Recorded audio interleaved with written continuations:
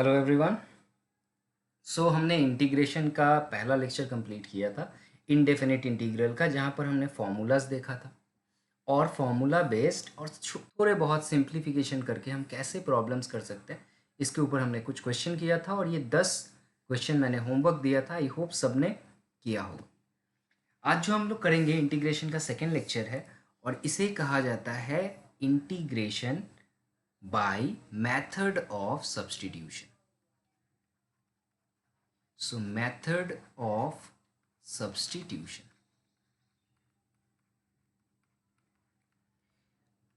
ये जो पार्ट है ना मेथड ऑफ सब्स्टिट्यूशन, ये हार्ट ऑफ इंटीग्रेशन कहा जा सकता है।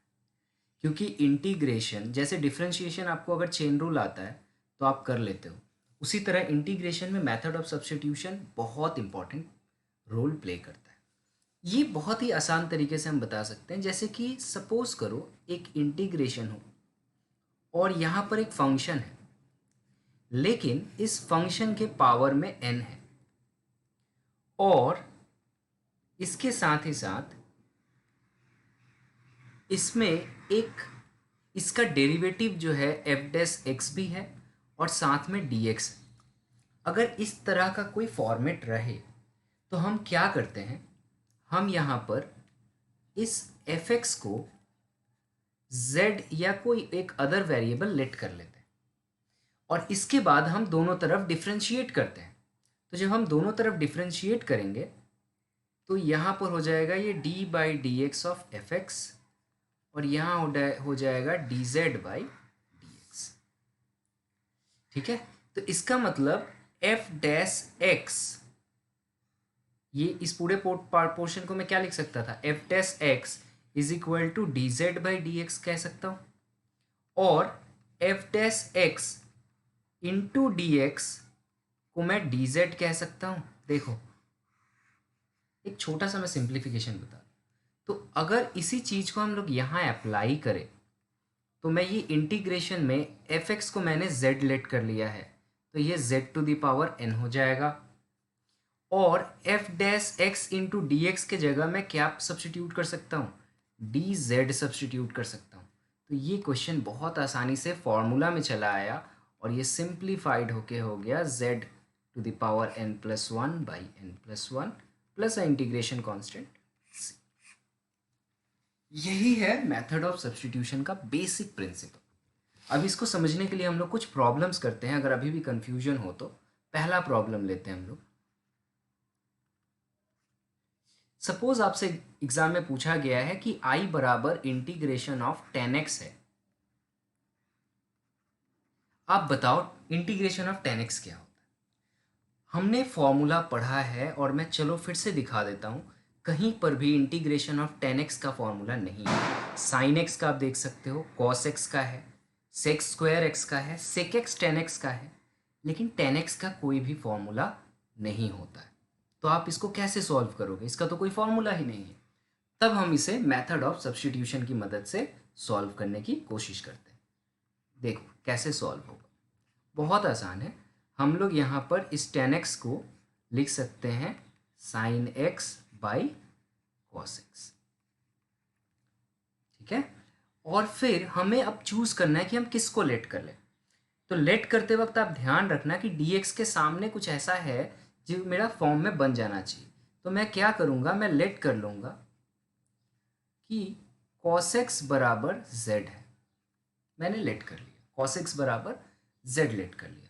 अब अगर मैं डिफ्रेंशिएट करूँगा तो ये हो जाएगा, डिफ्रेंशिएशन ऑफ cos x क्या होता है आपको पता है, माइनस साइन एक्स होता है और z का D z by d x हो जाएगा। और अगर मैं थोड़ा और सिंप्लीफाई करके इसको ऐसे लिख दूँ, sine x into d x और इस नेगेटिव को उधर ले जाऊँ तो ये हो जाएगा sine x into d x बराबर डी जेड। अब देखो ये मेरा मुझे क्वेश्चन में कहीं दिख रहा है, कहाँ दिख रहा है, यहाँ दिख रहा है।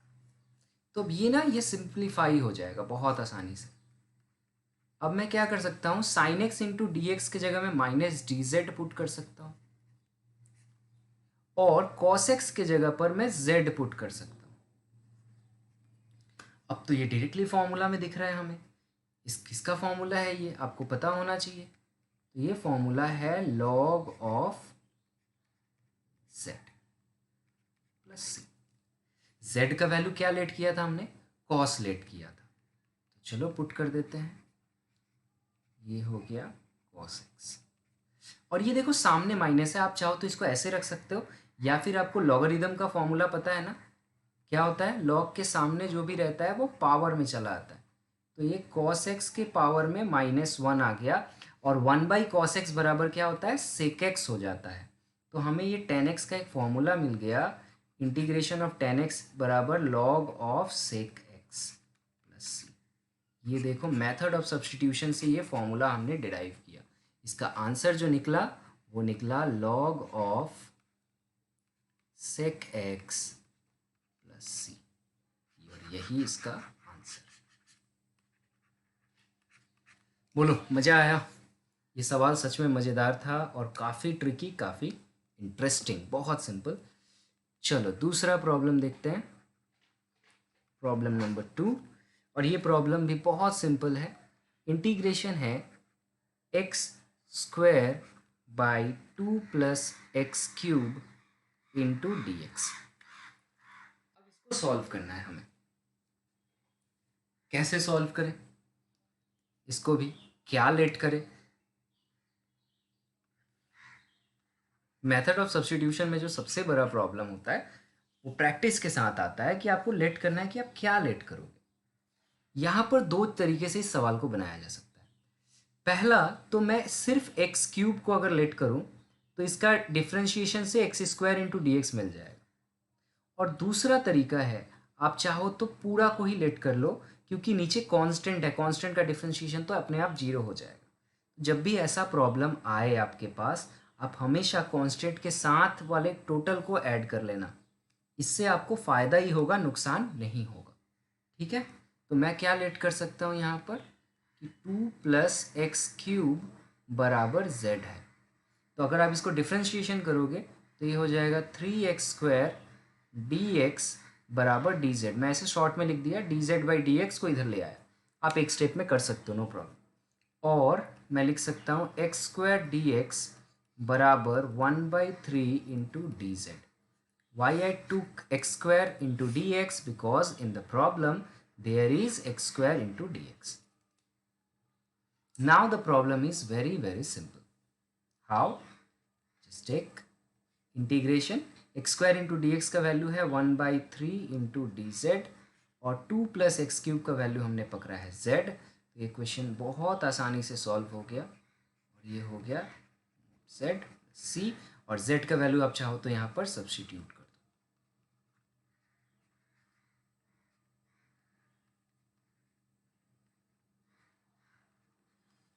That's all.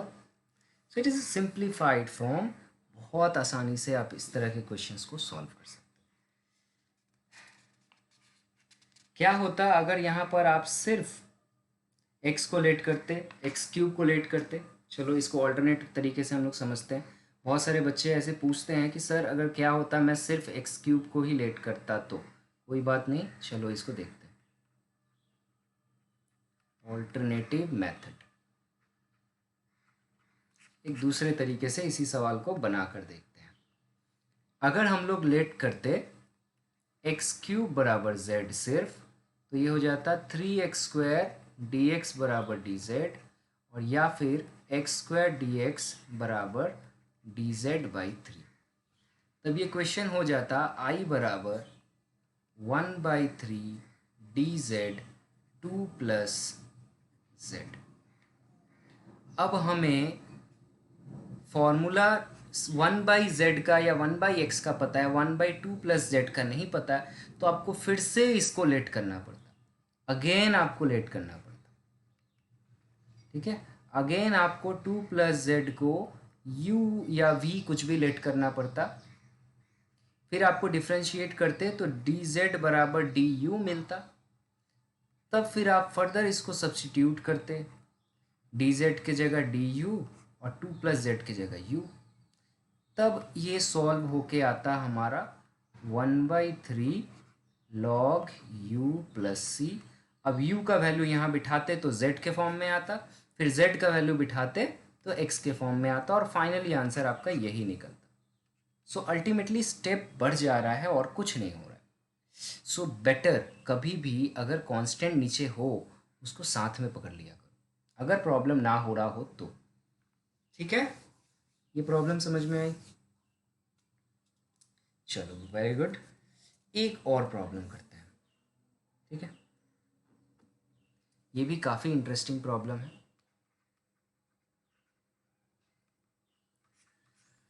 बोल रहा है प्रूव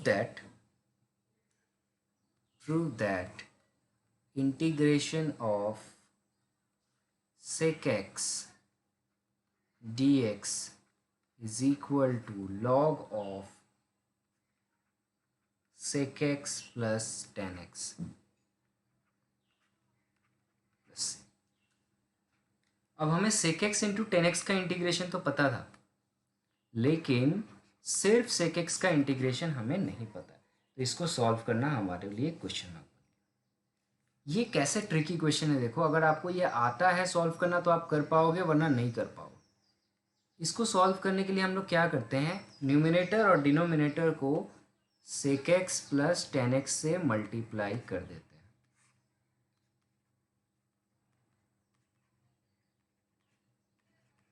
न्यूमिनेटर और डिनोमिनेटर को sec x plus tan x से मल्टीप्लाई कर दी। इससे क्या फ़ायदा हो गया देखते हैं। अब अगर हमने sec x plus tan x को z लेट किया और दोनों तरफ डिफ्रेंशिएट किया तो क्या होगा देखो। sec x का डिफ्रेंशिएशन आपको पता है, sec x का डिफ्रेंशिएशन क्या होता है, sec x into ten x, और टेन एक्स का डिफ्रेंशिएशन होता है sec स्क्वायर x। ठीक है, और इधर हो जाएगा मेरा dz बाई dx। अब इन दोनों में से कॉमन जो है वो है sec x, और कॉमन लेने के बाद ये हो जाएगा ten x plus sec x into d x बराबर dz। अब अगर इसको थोड़ा अच्छे से रीराइट करके हम लिखे, sec x को पहले टेन एक्स को बाद में, तो कोई फ़र्क नहीं पड़ता है, लेकिन ये जो हमारा पोर्शन है, ये पूरा का पूरा पोर्शन हमें यहाँ दिख रहा है, इसीलिए हमने मल्टीप्लाई किया। जैसा कि आप देख रहे हो कि ये ऑलरेडी दिख रहा है, तो हम क्या कर सकते हैं, हम अब इसको सिंप्लीफाई करके इस पूरे पोर्शन की जगह न्यूमिनेटर में जितना कुछ है उसके जगह सिर्फ dz लिख सकते हैं, और डिनोमिनेटर में जो है इसे हमने z लेट किया हुआ है, तब तो ये बन गया, क्वेश्चन सॉल्व हो गया।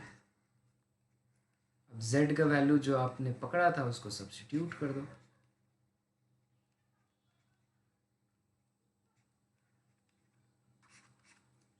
सॉल्व्ड। अच्छा क्वेश्चन है। कभी कभी एग्जाम में क्या करता है, इसको थोड़ा और आगे ले जाता है और बोलता है कि प्रूफ दैट, इसको थोड़ा सा और आगे भी ले जा सकता है। ओके, इसके बाद एक और लाइन दे सकता था ऐसे कुछ, that log of tan pi by four plus x by two plus integration of sec x का वैल्यू एक ये भी होता है। तो अगर ये पूछ दे आपसे ये बताओ कहाँ से आ रहा है, तो आपको अल्टीमेटली ये दिख रहा है कि कहीं ना कहीं sec x plus tan x ही इसमें कन्वर्ट होने वाला है। तो इसको हम लोग नेक्स्ट स्लाइड में देखते हैं। हमें इसको सिंप्लीफाई करना पड़ेगा, sec x plus tan x, इसको सिंप्लीफाई करते हैं और देखते हैं कि ये क्या आता है। तो इस sec x plus tan x को मैं सिंप्लीफाई करके ऐसे लिख सकता हूँ, one by cos x plus sine x by cos x. अब इन दोनों में कॉमन क्या है, नीचे कॉस एक्स है, तो ऊपर हो जाएगा वन प्लस। अब हम लोग यहाँ पर थोड़ा ट्रिगोनोमेट्री यूज़ करेंगे, फॉर्मूलाज मल्टीपल एंगल्स एंड सब मल्टीपल एंगल्स का। तो वन के जगह मैं लिख सकता हूँ sine square x by two plus cos square x by to, इस वन के जगह, और इस साइन एक्स को मैं लिख सकता हूँ two sine x by two cos x by two. Any problem? और नीचे जो cos x है उसको मैं सब मल्टीपल एंगल के फॉर्मूला में डाल सकता हूँ, cos square x by to minus sine square x by to. तो ये सारे फॉर्मूलाज में गिर गया।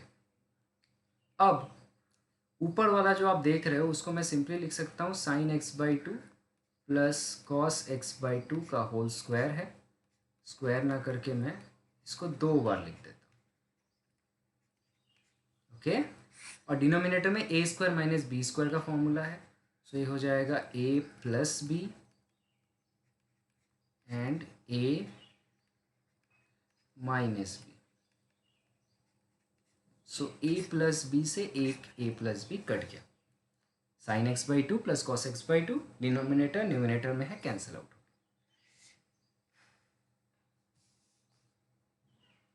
ओके, अब हम लोग क्या कर सकते हैं, cos एक्स बाई टू से ऊपर नीचे दोनों जगह डिवाइड कर सकते हैं। तो cos एक्स बाई टू से अगर डिवाइड आप करोगे, और मैं इसको एक बार रीराइट कर ही लूँ, cos x by two plus इसको लिख सकते हैं साइन एक्स बाई टू, ऊपर नीचे हो सकता है cos x by to minus sine x. अब अगर ऊपर और नीचे cos एक्स बाई टू से अगर आप डिवाइड करो तो cos से cos कट जाएगा और साइन बाई cos tan हो जाएगा। मैं स्टेप जंप कर रहा हूँ, आपको अगर नहीं समझ में आया तो मुझे कमेंट करो। cos x के नीचे cos x, ऊपर भी cos x से डिवाइड किया, नीचे भी cos x x by two से डिवाइड किया, तो cos x by two cut गया, sin x by two by cos x by two, tan x by two. Similarly here 1 minus tan x by two. अब इसको tan a plus b का formula में डाला जा सकता है। कैसे? 1 के जगह हम लोग यूज कर सकते हैं tan पाई बाई 4, और यहाँ पर सॉरी दिस इज 10, और नीचे ये 1 माइनस, इसके साथ मैं एज्यूम कर सकता हूँ कि एक 1 मल्टीप्लाइड है, और उस 1 के जगह tan पाई बाई 4 बिठा सकता हूँ into tan x by to. तो ये डायरेक्टली फॉर्मूला हो गया tan pi by 4 plus x by to. तो देखो अभी जो हमारा क्वेश्चन था वहाँ पर हमने जहाँ पे भी sec x plus tan x आया था, अगर मैं वहाँ पर मतलब यहाँ अगर मैं tan pi by 4 plus x by to substitute कर दूँ तो कोई फ़र्क पड़ेगा? नहीं पड़ेगा। आई होप समझ में आया होगा जो भी मैंने पढ़ाया। तो इस तरह के कुछ स्पेशल स्टैंडर्ड फॉर्म्स है इंटीग्रेशन का, वो मैं लिख दे रहा हूँ, और आप सबको होमवर्क है कि इसको आप घर पे प्रूफ करोगे। जैसे मैंने 2 करके बताया, बाकी सारा आप खुद से करोगे। ठीक है, क्या क्या फॉर्म है? पहला मैंने आपको बता दिया ऑलरेडी, tan x dx का इंटीग्रेशन अगर आप करोगे तो ये आएगा log of sec x plus c. दूसरा वाला अगर मैं करूँ, ये बहुत आसान है, cot x dx आप कर लेना, tan की तरह ही है, ये आएगा log of sin x plus c, बहुत सिंपल। तीसरा अभी हमने देखा sec x dx का जो इंटीग्रेशन होता है वो होता है log sec x plus tan x plus c, या फिर log tan pi by 4 plus x by two plus c. और चौथा है इंटीग्रेशन ऑफ कोसेक एक्स, इसी तरीके से आप प्रूव करोगे, ये आएगा log cosec x minus cot x plus c, और इसको सिंप्लीफाई करके आप लिख सकते हो log tan x by two plus c. तो इनमें हमने क्या किया है, 2 हमने कर लिया, फर्स्ट एंड थर्ड, सेकेंड और फोर्थ आपके लिए छोड़ दिया है। आई होप आराम से कर पाओगे, किसी को कोई प्रॉब्लम नहीं है। ठीक है, इसी में एक और तरह का इंटीग्रेशन का हमारा फॉर्म होता है जो कि काफ़ी इंपॉर्टेंट है मेथड ऑफ सब्स्टिट्यूशन में, ये भी आप याद रखना।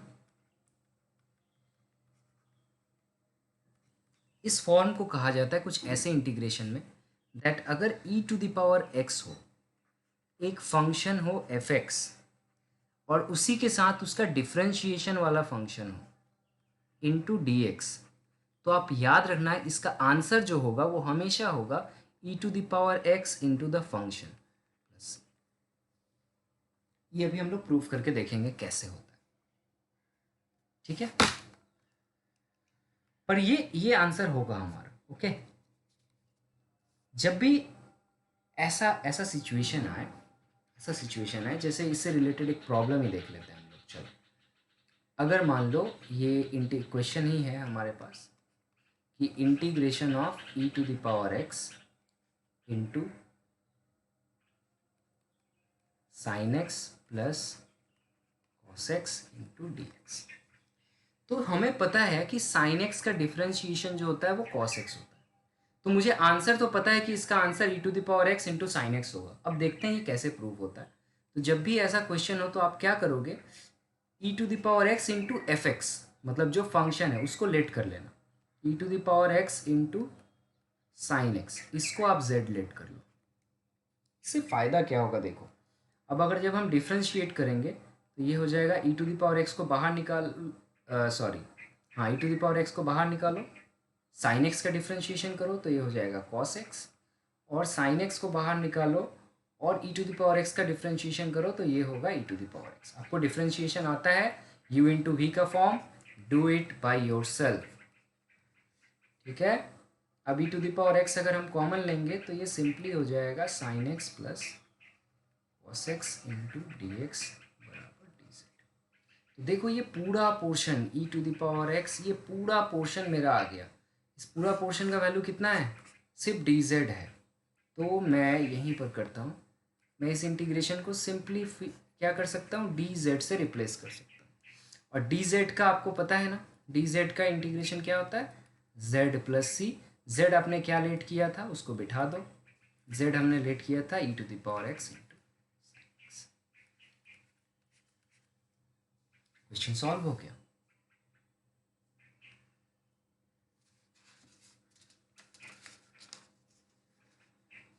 तो इस तरह के क्वेश्चंस आते हैं, बहुत ज़्यादा आते हैं इस तरह के क्वेश्चंस एग्ज़ाम में।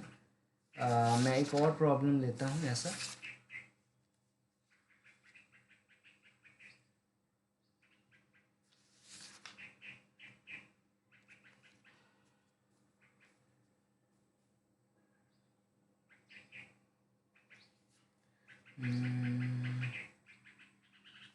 चलो, एक और प्रॉब्लम मिला है जो बहुत सारे एग्ज़ाम में पूछा गया है।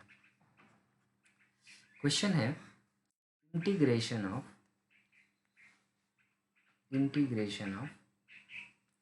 E to the power x 1/x minus 1/x square dx is equal to what? And let this is equal to I. ये है क्वेश्चन।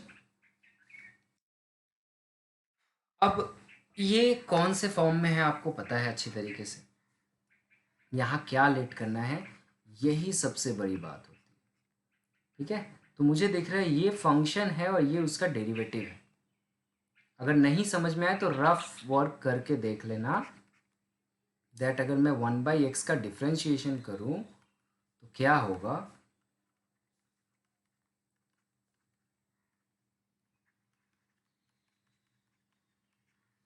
तो ये ऐसा फॉर्म आ रहा है। ये आप रफ में करके देख सकते हो, दिमाग लगा सकते हो कि अच्छा चलो एक फंक्शन है और एक उसका डेरिवेटिव है, तो ये क्वेश्चन हमारा आसान बन गया दिख रहा है। तो आपको पता चल चुका है कि आपको क्या लेट करना है। आपको ई टू द पावर एक्स के साथ फंक्शन को लेट करना है, एफ एक्स को लेट करना है। यहाँ पर एफ एक्स क्या है, यहाँ पर एफ एक्स है 1/x, यस और नो, और इसको क्या लेट कर लेना है, इसको z लेट करना है। अब क्या करना है, डिफ्रेंशिएट करना है। तो डिफ्रेंशिएशन में e to the power x बाहर जाएगा, d/dx ऑफ 1/x होगा, प्लस 1/x बाहर जाएगा, d/dx of e to the power x, ठीक है। अब आपको पता है 1/x का डिफ्रेंशिएशन -1/x² होता है, तो ये e to the power x -1/x² हो गया, और ये e to the power x का differentiation e to the power x होता है। और इधर ये d z by d x. So इसको मैं सिंप्लीफाई करके थोड़ा सा लिख सकता हूँ कुछ इस तरीके से।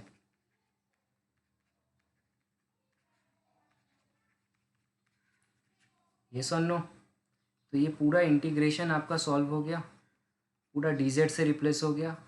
इसको जेड प्लस सी बोल सकते हो, और जेड आपने क्या लेट किया था, e to the power x into 1/x। So that's all solution. ये सुनो, क्या टफ है? बिल्कुल टफ नहीं है, बस आपको क्या करना है, प्रैक्टिस करना है। Practice practice practice. मैथमेटिक्स का मतलब ही होता है भाई सिंपली प्रैक्टिस करते रहो। जितना प्रैक्टिस करोगे उतना ही चीज़ें आसान बनती चली जाएंगी, है ना। चलो एक एक प्रॉब्लम करते हैं और, ठीक है।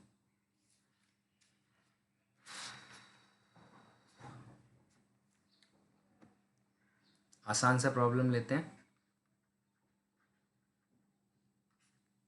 प्रॉब्लम है integration is e to the power cos inverse x divided by 1 plus x square, sorry 1 minus x square, not plus.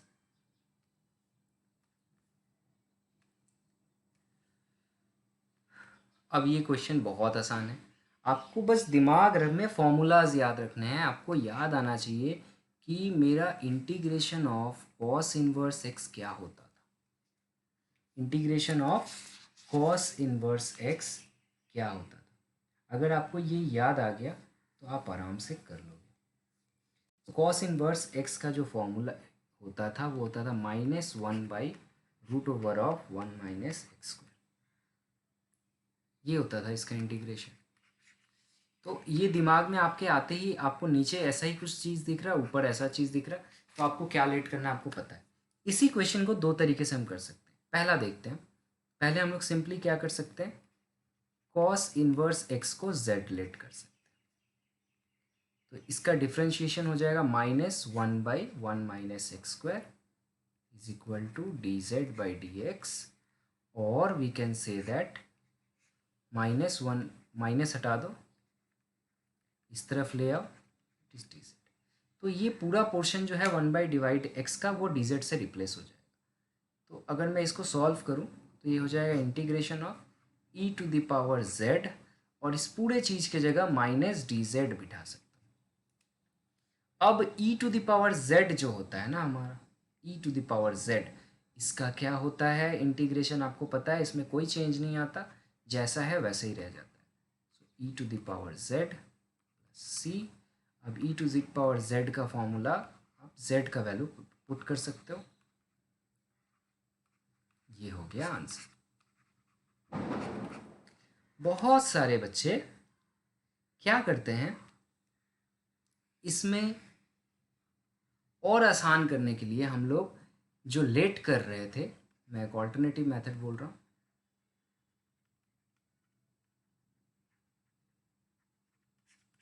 यहाँ पर अगर आप total e to the power cos inverse x को z लेट कर लेते तो भी क्वेश्चन वही रहता, क्योंकि e टू द पावर का कोई डेरिवेटिव का प्रॉब्लम है ही नहीं। तो देखो ये सवाल क्यों आसान हो जाता है, मैं बताऊँ आपको। e टू द पावर का डिफ्रेंशिएशन आप करोगे तो जो रहता है वही रह जाता है, फिर चेन रूल अप्लाई होता है, और चेन रूल इसके ऊपर लगता है। सो ये चीज़ जो है वो सिंप्लीफाई होके कुछ ऐसा आ जाता।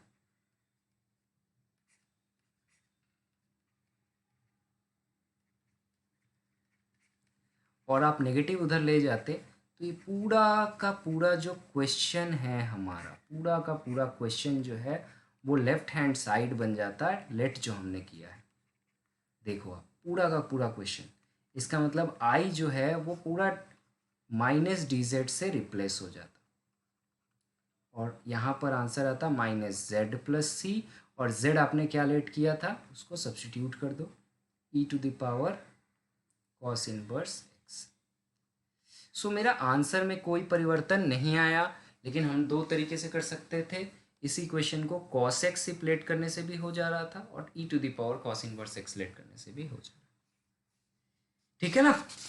कोई डिफ़िकल्टी, कोई प्रेशर फील नहीं करना है, आसानी से क्वेश्चंस को सॉल्व करते चले जाना है। बहुत ही आसान क्वेश्चन है और ऐसे क्वेश्चंस एग्ज़ाम में आने के बहुत बहुत चांसेस होते हैं। ठीक है। चलो एक और प्रॉब्लम हम लोग लेते हैं, थोड़ा अच्छा क्वेश्चन है ये।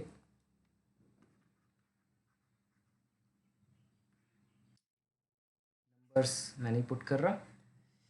प्रॉब्लम है integration is equal to e to the power x minus one divided by e to the power x plus one into d x. Now this is very tricky question. इस question को solve करना है हमें। ठीक है, इसका क्या answer होगा? इसको दो तीन तरीके से सॉल्व कर सकते हैं हम। सबसे आसान जो तरीका है, अगर प्रूफ दैट ना दिया हो तो बहुत अच्छी बात है, लेकिन अगर प्रूफ दैट दे देता है ना तो बड़ा कंफ्यूज कर देता है। ठीक है, जैसे इसी सवाल को आपको बोल सकता है, अगर प्रूफ दैट में दे दे तो आपको बोल सकता है कि proof that this is equal to, either आपको लिख सकता है x plus two log one plus e to the power minus x plus c, या फिर इसी सवाल को आपको लिख सकता है two log e to the power x by two plus e to the power minus x by two plus सी।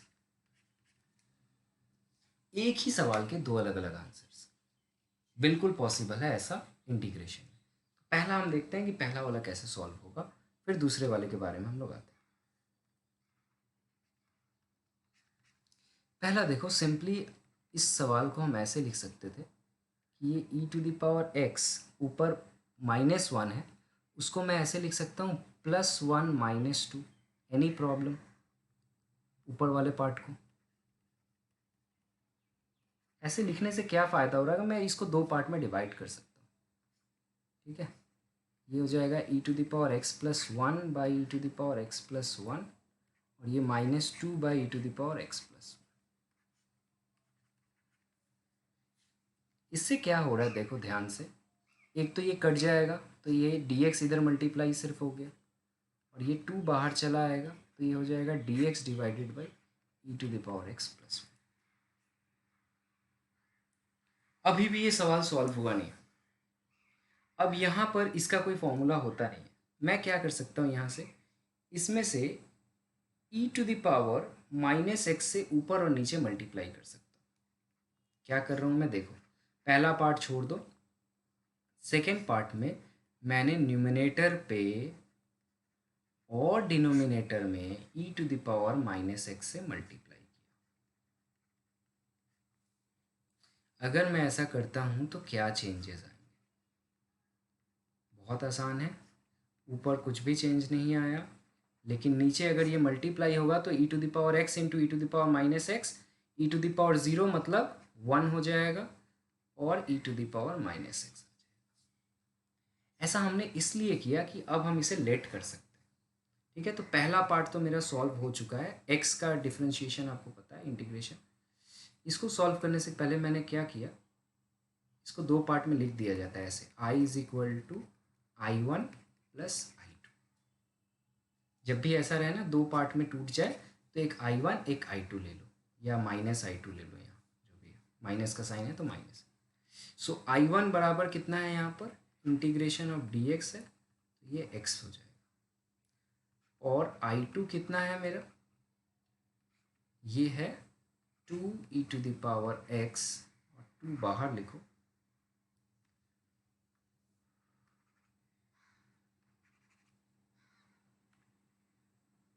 क्या है, two e to the power minus x d x divided by one plus e to the power minus x. अब यहाँ पर method of substitution लगाओ, e to the power one plus e to the power minus x को z let कर लो, तो ये हो जाएगा वन का differentiation zero, e to the power minus x का कितना होता है, e to the power minus x, और चेन रूल से माइनस एक्स के लिए माइनस वन बाहर आएगा, तो ये इसका डिफ्रेंशिएशन हो जाएगा। अगर नहीं समझ में आया तो एक बार फिर से लिखो, फिर भी ना समझ में आए तो कमेंट करो। तो मैं आई टू जो है उसको सॉल्व कर सकता हूँ, माइनस एक बाहर आ जाएगा, है ना, e to the power minus x d x, minus एक बाहर आएगा, और ये हो जाएगा dz/z, और ये हो जाएगा -2 log of z plus c, और I2 is equal to -2 log 1 plus e⁻x c। Therefore मेरा I जो होगा वो पहले x आया था और माइनस माइनस प्लस हो जाएगा।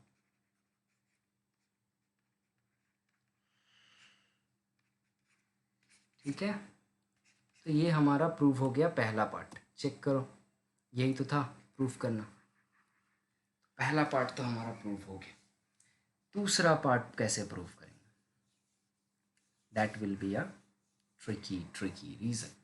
So take a alternative method.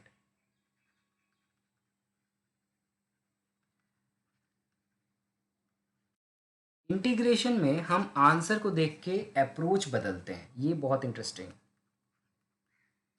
हमारा आंसर क्या है, इस बेसिस पे हम क्वेश्चन को अप्रोच करते हैं। अब आंसर में e⁻−x/2 प्लस x/2 दिख रहा है, तो हम क्या करेंगे, न्यूमिनेटर और डिनोमिनेटर को e⁻−x/2 से मल्टीप्लाई कर देंगे, दोनों ही तरफ, ऊपर और नीचे। ऐसे करने से क्या होगा, अगर आप इसको अंदर ले जाओगे तो पावर आपस में क्या होता है, ऐड हो जाता है, आपको पता है। तो ये हो जाएगा -x/2 प्लस x -1, और ये नीचे हो जाएगा sorry e⁻−x/2, and similarly here is e⁻−x/2 plus x plus e⁻−x/2।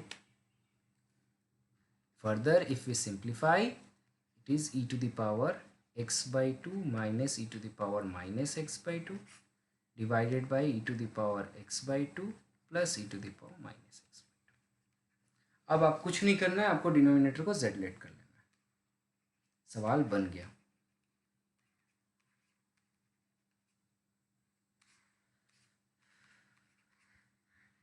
अब आपको पता है e⁻ का एक्सप्रेशन में कोई चेंज नहीं आता, लेकिन चेन रूल से x/2 के लिए कितना आ जाएगा, सामने 2 आ जाएगा। सिमिलरली e⁻−x/2 का e⁻−x/2, फिर -x/2 के लिए -12 आ जाएगा, और ये हो जाएगा dz/dx। मैं यहाँ पे चला जा रहा हूँ, तो यहाँ पे -1/2 जो है, सॉरी 1/2 कॉमन अगर हम ले लें, तो ये e⁻x/2 माइनस e⁻−x/2 dx बराबर dz दिख रहा है। 2 को भी उधर लेके चले जाओ, e⁻x/2 माइनस e⁻−x/2 dx बराबर 2dz। अब ये देखो, ये हमारा न्यूमिनेटर में दिख रहा है ये पूरा पोर्शन। तो ये सवाल बहुत आसान हो गया। ऊपर वाला पूरा पोर्शन जो है 2z हो गया, और नीचे वाला जो है वो z लेट कर लिया हमने। इसका आंसर हो जाएगा 2 log of z plus c, और आप z का वैल्यू यहाँ पुट कर दो।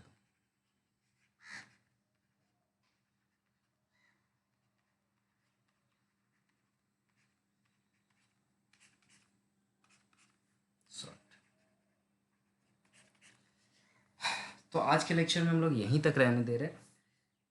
Integration by method of substitution का पूरा प्रॉब्लम जो है एनसीईआरटी का, वो आपका होमवर्क है, कंप्लीट करोगे। ठीक है, इसके बाद जो है हम लोग देखेंगे integration by some special forms and then by parts. Okay.